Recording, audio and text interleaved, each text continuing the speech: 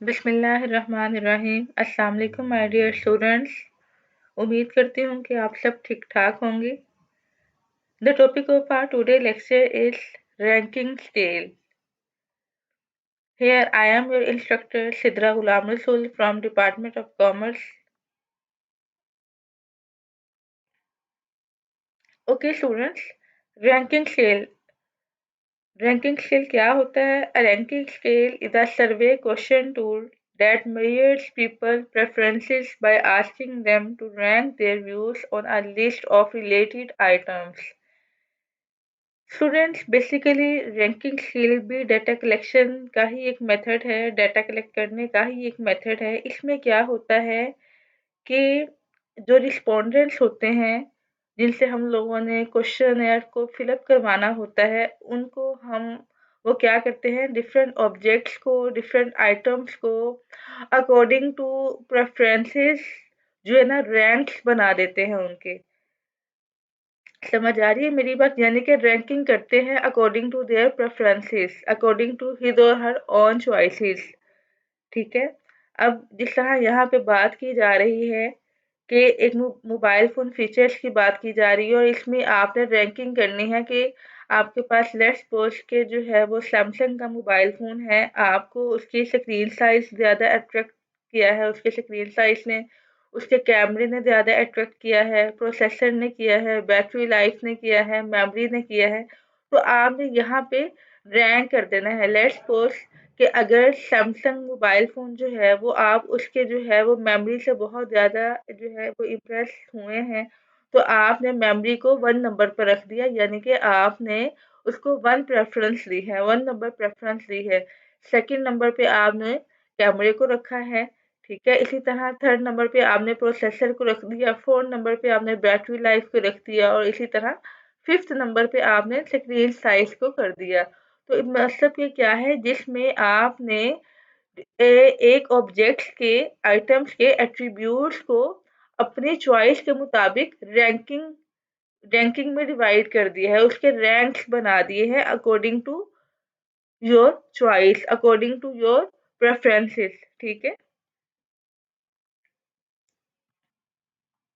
ये बात याद रखिएगा कि रैंकिंग स्केल में हम रिस्पोंडेंट से उनकी प्रेफरेंसेस के बारे में पूछते हैं, उनकी उनकी चॉइसेस के बारे में पूछते हैं कि उनको सबसे ज़्यादा अच्छी चीज़ कौन-सी लगी है, सेकंड नंबर पे उनको कौन-सी चीज़ अच्छी लगी है, थर्ड नंबर पे उनको कौन-सी चीज़ अच्छी लगी है, यानी कि वो अपनी चॉइसेस को, अपनी प्रेफरेंसेस को अकॉर्डिंग टू रैंकिंग जो है ना वो हमें बता रहे होते हैं।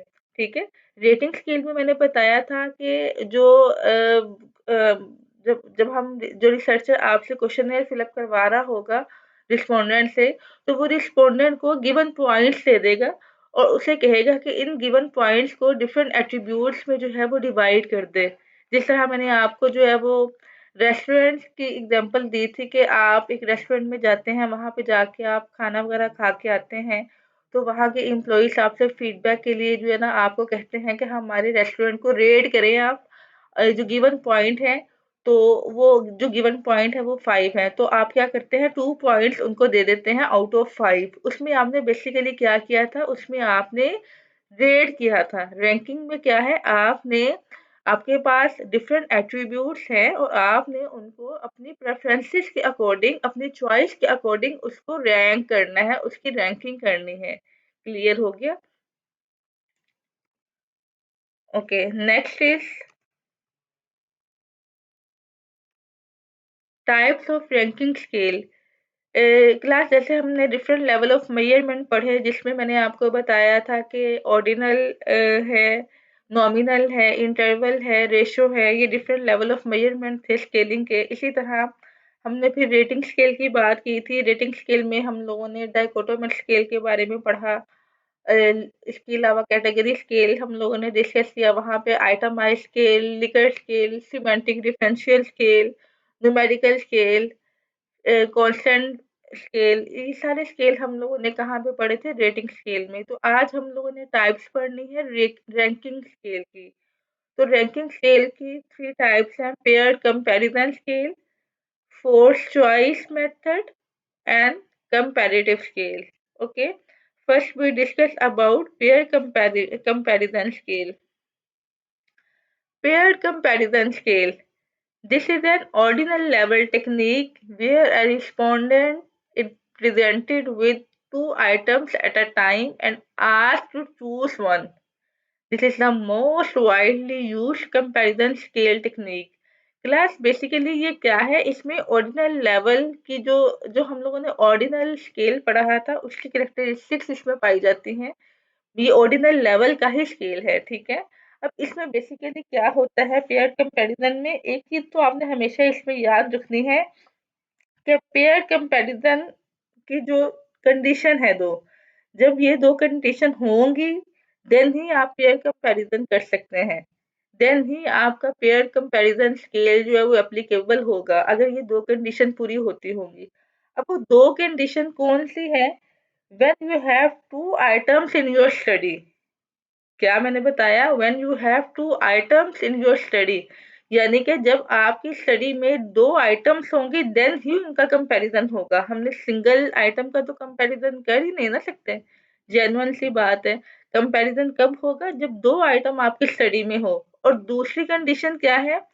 व्हेन यू हैव टू और मोर आइटम इन योर स्टडी, यानी कि जब आपके पास दो या दो से ज्यादा आइटम हो आपकी स्टडी में देन भी आप पेयर कंपैरिजन स्केल कर सकते हैं। तो बताने का मकसद क्या है कि पेयर कंपैरिजन स्केल में जब आपके पास दो या दो से ज्यादा आइटम्स हों और उनका फिर आप कंपैरिजन कर सकते हैं, ठीक है, देन ही आपका पेयर कंपैरिजन स्केल जो है वो इम्प्लीमेंट आप कर सकते हैं, ठीक है। ये देखिए यहाँ पे उन्होंने बताया फिर क्या होता है, उन दोनों में से आपने जो वन बेस्ट आपको लगेगा आपने वो सिलेक्ट कर लेना है कंपेयर करके, ठीक है। जैसे यहाँ पे एक एग्जांपल दी गई है, एक ब्रांड वन है एक ब्रांड टू है, एलजी है सैमसंग है।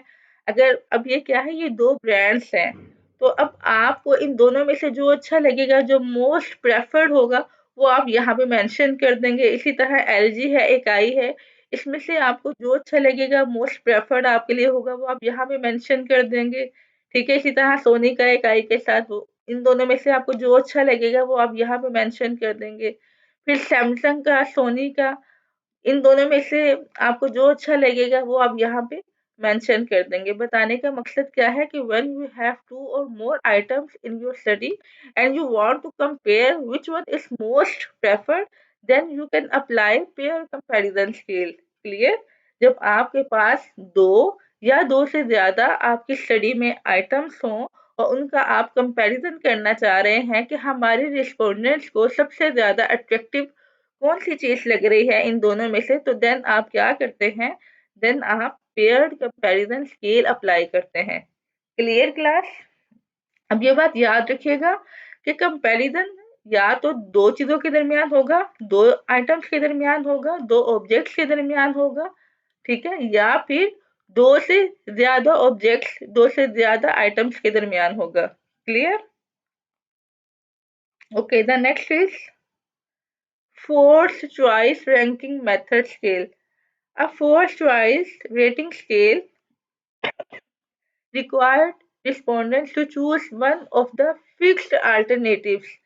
Class basically force choice method में क्या बताया गया है, अब हम लोगों ने पीछे क्या पढ़ा पेयर कंपैरिजन में, इसमें हम लोग कंपेयर कर रहे हैं चीजों को कि हमारे पास जब दो आइटम्स होंगी उन दोनों आइटम में से हमारे रिस्पोंडेंट को जो अच्छी लगेगी सबसे ज्यादा, जो कोई एक अच्छी लगेगी वो उसको सेलेक्ट कर लेगा, ठीक है। अब फोर्स चॉइस रैंकिंग मेथड में क्या होता है कि हमारे रिस्पोंडेंट ने सिर्फ एक ही ऑप्शन को, सिर्फ एक ही क्वेश्चन, एक ही आंसर को जो है ना वो सेलेक्ट करना होता है, ठीक है। इसमें उसने कंपेयर नहीं करना, इसमें उससे सिंपल क्या करना है, अपनी प्रेफरेंसेस के अकॉर्डिंग, अपने चॉइस के अकॉर्डिंग जो ना रैंक कर देना है। रैंक भी नहीं करना बल्कि उससे क्या करना है, उसको सेलेक्ट कर लेना है कि हाँ मैं बस इस चीज पे जो है ना वो एग्री करता हूँ, बस इससे आगे कुछ नहीं। उसने क्या किया, एक चॉइस अपनी बता दी है, ठीक है। जैसे उससे ये पूछा गया है कि this product is extremely dissatisfied,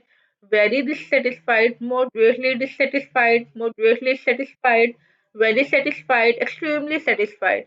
तो अगर कोई भी प्रोडक्ट है, कोई सोप है, कोई खाने-पीने की कोई चीज़ है, उसने आपके सामने पेश की है, तो उस वो खाने के बाद या वो यूज़ करने के बाद वो आपसे फीडबैक लेता है कि ये बताइए ये प्रोडक्ट आपको कैसी लगी है? अगर तो आप अब देखिए उसने आपको रैंक करने के बारे में नहीं कहा, ना ही उसने आपसे कहा है कि यहाँ पे कंपैरिज़न करें। यहाँ पे सिर्फ़ आपने एक ऑप्शन को जो है ना वो सेलेक्ट कर लेना है according to your preferences, according to your choice. तो यानी अगर आपको प्रोडक्ट बहुत अच्छी लगी होगी तो आप क्या करेंगी एक्सट्रीमली सेटिस्फाइड को सेलेक्ट कर लेंगी। That is your fourth choice ranking method, यानी कि जो बिल्कुल जो सिर्फ आप पे बेस करता है और आपने एक फिक्स्ड अल्टरनेट सेलेक्ट कर लेना है। उसका कोई दूसरा जो है ना वो आपने जो है वो सेलेक्ट नहीं करना ऑप्शन। बस एक इसमें से आपने ऑप्शन को जो है वो सेलेक्ट कर लेना होता है। के लिए ये एक बार फिर से पढ़ लें। A forced choice rating scale require respondents to choose one of the fixed alternatives. ठीक है, ये हमारे पास डिफरेंट नंबर ऑफ अल्टरनेटिव्स हैं और आपने you have to select among of them. ठीक है, क्लियर हो गया। इसी तरह ये देखिए आपसे आपके पास फोर्थ चॉइस की एक और उन्होंने एग्जांपल दी हुई है। When is your favourite time of the day, यानी कि उन्होंने पूछा है कि पूरे दिन में से आपका जो फेवरेट टाइम है वो कौन सा होता है। मॉर्निंग है, आफ्टरनून है, इवनिंग है या नाइट है। अब आप ये नहीं कह सकते कि थोड़ा मॉर्निंग है और थोड़ा इवनिंग है। नहीं, you have to select one. आप ठीक है, आपने इनमें से एक को सिलेक्ट करना है। अगर अगर मैं अपनी बात करूँ तो मेरा सबसे जो अच्छा डे है वो मॉर्निंग में गुजरता है, तो मैं यहाँ पे मॉर्निंग सेलेक्ट कर लूँगी, ठीक है? तो ये आपका फुली आप पे बेस कर रहा होता है जिसमें आपने सिर्फ़ और सिर्फ़ एक ऑप्शन को सिलेक्ट करना होता है according to your own choice, ठीक है? इसमें आप कंपैरिज़न नहीं कर रहे होते। और ये सारी जो किसकी टाइप्स है, ये हमारी रैंकिंग स्केलिंग की टाइप्स है, ठीक है? उसके बाद अगला क्लास है comparative scale. Comparative scales involve the direct comparison of stimulus object. Most often, the respondent is asked to compare one brand, product, or feature against another. Class, this is also a common type of ranking scale. अब comparative scale में basically क्या होता है, इसमें आपने compare करना है। Let's suppose कि आपको एक स्टैंडर्ड आइटम दे दी जाती है, ठीक है? एक स्टैंडर्ड आइटम कौन-सी है? अब लेट्स सपोज़ कि मैंने एक न्यू सोप जो है ना वो क्रिएट किया है, न्यू सोप जो है ना वो बनाया है। अब मैं क्या करूँगी, मैं कहूँगी कि लाइफ़बॉय जो है ना वो एक स्टैंडर्ड आइटम है। मेरे न्यू सोप को एक स्टैंडर्ड आइटम के साथ जो है ना वो आपने कंपेयर करना है कि मेरा न्यू सोप अगर आपको पसंद आया है तो वो क्यों पसंद आया है, और अगर आपको स्टैंडर्ड आइटम यानी कि लाइफ़बॉय सोप पसंद है तो वो क्यों पसंद है। यानी कि आपने 2 चीज़ों का आपस में कंपैरिज़न करना है। आप इसकी एग्ज़ाम्पल मैंने आपको दी कि मैंने एक न्यू सोप बनाया, मैंने वो मार्केट में इंट्रोड्यूस करवाना है और उसको मैंने कंपेयर किसके साथ करवाया है, जो कि एक स्टैंडर्डाइज़्ड आइटम है, जो कि ऑलरेडी एग्ज़िस्ट एग्ज़िस्ट कर रही है मार्केट में। और वो एग्ज़ाम्पल कौन-सी थी, वो लाइफ़बॉय की थी। ठीक है, फिर आप बताएँगे कि मेरे सोप की जो फ्रेग्रेंस है वो ज़्यादा अच्छी आपको लगी या फिर आपको लाइफ़बॉय की अच्छी लगी। मेरे सोप की जो है वो प्राइस आपको ज़्यादा अच्छी लगी या फिर लाइफ़बॉय की ज़्यादा अच्छी लगी। तो उसमें आप बेसिकली क्या कर रहे होते हैं, कंपैरिज़न कर रहे होते हैं, कंपेयर कर रहे होते हैं 2 चीज़ों को एक-दूसरे के साथ। क्लियर? इसकी हम आगे एग्ज़ाम्पल देख लेते हैं। ये देखें, अब यहाँ पे उन्होंने डिफरेंट एक ऑब्जेक्ट के एट्रीब्यूट्स आपको दिए हुए हैं। अब क्या है एट्रीब्यूट, कौन-कौन से हैं? स्पीड है, कम्फर्ट है, गियर टाइप है, फ्यूल टाइप है, प्राइस है। अब देखें, यहाँ पे वो कंपैरिज़न कर रहा है। हमारे पास कंपैरिज़न में 3 सेगमेंट्स हैं, सेगमेंट 1, सेगमेंट 2 एंड सेगमेंट 3। अब जो सेगमेंट 1 की स्पीड थी उसने कहा वो 0 है, वो उसको नहीं अच्छी लगी। सेगमेंट 2 की स्पीड उसको नॉर्मल लगी, उसने उसको 17 पॉइंट्स दे दिए। फिर यहाँ पे सेगमेंट 3 की उसको स्पीड बहुत अच्छी लगी, यहाँ पे 53 पॉइंट्स दे दिए। ठीक है? टोटल गिवन पॉइंट्स कितने हैं? 100 है। 100 में से अब डिफरेंट एट्रीब्यूट्स को आपने रैंक कर देना है according to your preferences, according to your choice. ठीक है? अब इसी तरह कंफर्ट आप बता देंगे कि सेगमेंट 1 जो था वो इतना अच्छा नहीं था उसका कंफर्ट। सेगमेंट 2 का जो कंफर्ट था वो 23 था। वो भी मतलब कि एवरेज जा रहा था, बहुत अच्छा नहीं था। और सेगमेंट 3 का जो कम्फर्ट था वो 30 था, वो अच्छा जा रहा था, उसकी अच्छी पोजीशनिंग थी। इसी तरह गियर टाइप की भी उन्होंने देखिए रैंकिंग कर दी 100 में से। इसी तरह फ्यूल टाइप की भी देखें, फ्यूल 35 सेगमेंट 1 है, सेगमेंट 2 का 12 है, सेगमेंट 3 का 7 है, ठीक है ना। और इसी तरह प्राइस सेगमेंट 1 की 45 है, सेगमेंट 2 की 27 है और सेगमेंट 3 की 0 है। अब ये देखिए हर सेगमेंट को उन्होंने 100 गिवन पॉइंट्स दे दिए थे। अब 100 गिवन पॉइंट्स में से उसने डिफरेंट एट्रीब्यूट्स को क्या किया है, उस 100 पॉइंट्स को डिवाइड किया है, सॉरी डिस्ट्रीब्यूट किया है डिफरेंट एट्रीब्यूट्स में। क्लियर हो गया? तो इसमें बेसिकली आप कंपेयर कर रहे होते हैं चीजों को।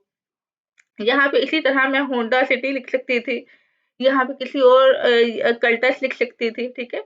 अब मैं बता सकती थी कि बता यहाँ पे आप लोगों से पूछ सकती थी कि मुझे बताएं कौन सा मॉडल ज्यादा अच्छा है, किसकी स्पीड ज्यादा अच्छी है, गियर टाइप वगैरह, फ्यूल वगैरह, होंडा के बारे में और कल्टस के बारे में, ठीक है। होंडा सिविक हो गई या फिर कल्टस हो गई, तो इन दोनों का भी आप जो है ना वो कंपैरिजन फिर इस तरीके से कर सकते थे। इसी तरह अगर मैं प्रोडक्ट ए लेती, प्रोडक्ट बी लेती, सनसिल्क ले लेती और लाइफ बॉय ले लेती, उन दोनों के कंपैरिजन में आपसे पूछ सकती थी कि बताएं फ्रेग्रेंस किसकी अच्छी है, कलर किसका अच्छा है, साइज किसका अच्छा है।